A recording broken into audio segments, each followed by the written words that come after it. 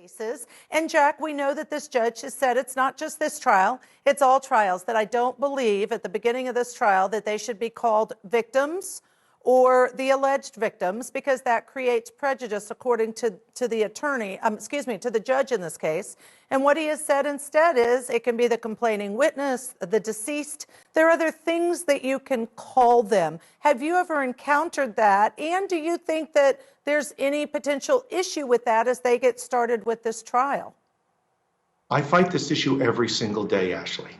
I do, because there's two parts to a trial that people may not see. They see when this thing gets started, but there are all the pre-trial decisions that are essentially teeing up what gets to come in before the jury, sort of what the spigot allows.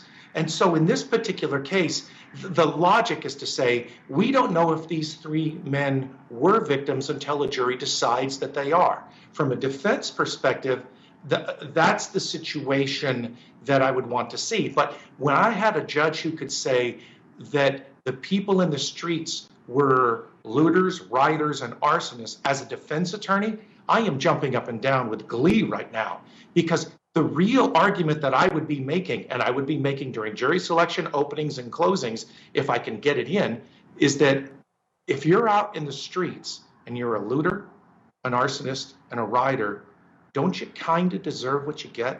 Isn't that the argument that you're going to see from the defense? It may not be blatant, but it's going to have that undercurrent throughout that says, if this is what you're out doing, you shouldn't be shocked about what happens to you. You should expect to see that rolled through this trial. We talk about theories and themes. Guess what? That's going to be one of those themes that's rolling underneath this very case. I agree with you, Jack.